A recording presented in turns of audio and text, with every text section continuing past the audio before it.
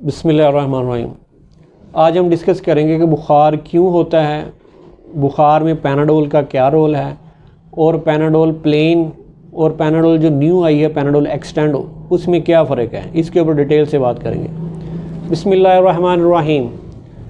शुरू करते हैं अल्लाह के पाक नाम से जो नहायत मेहरबान और रहम करने वाला है। मेरा नाम डॉक्टर उमैर है, मैं एक डॉक्टर और फार्मासिस्ट हूँ। आज हम डिस्कस करेंगे कि बुखार होता क्यों है।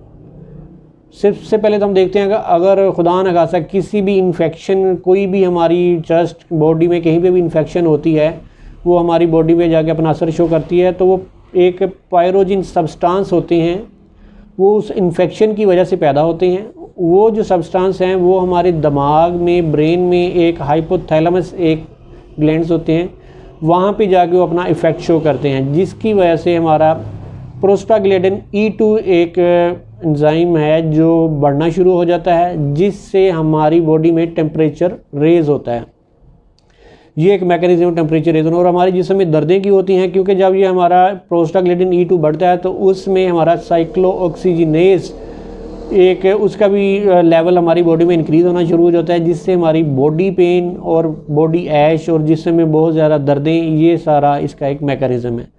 अब इसमें हम देखते हैं कि पैनाडोल जो है सिंपल और पैनाडोल एक्सटेंड इस्तेमाल किस में कर सकते हैं। ये हमारी बॉडी पेन में इस्तेमाल हो सकती है, हमारी फटीग में इस्तेमाल हो सकती है, बॉडी मसल्स जहाँ पे स्ट्रेसनेस हो रही है वहाँ पे इस्तेमाल हो सकती है। टेम्परेचर जो हमारा बॉडी का, जो मैंने बताया कि वो इस मैकेनिज़्म के थ्रू बढ़ता है किसी भी इन्फेक्शन की वजह से। ये इस पैनाडोल का सिंपल, जो आम नॉर्मल पैनाडोल है, इसका सिंपल मैकेनिज्म ऑफ एक्शन है। इसने प्रोस्टाग्लैंडिन को जाके डिक्रीज़ करना है, पायरोजिन को, उसको किल करना है, बैक्टीरिया को, जिसकी वो जो पायरोजिन है उसको, तो उसने अपने टेम्परेचर को नॉर्मल करना है। जब तक हमारी इन्फेक्शन कवर नहीं होगी ये टेम्परेचर प्लस माइनस होता रहता है।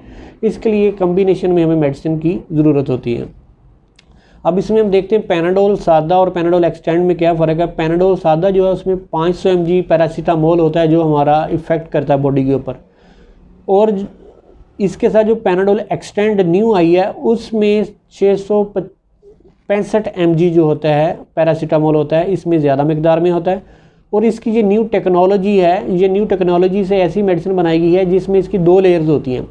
जो सबसे पहले हम सिंपल अगर पैनाडोल लेते हैं तो वो हमारे जिस्म में जाके हाफ एन आवर, 1 घंटा लेती है अपना असर शो करने में।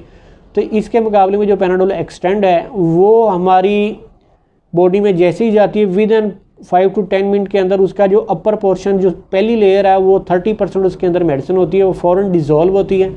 डिज़ोल्व होकर अपना क्विक रिज़ल्ट शो करती है, जिससे हमारा जो फीवर और जो बॉडी पेन है वो एकदम उससे काफ़ी हद हमें रिलीफ मिल जाती है।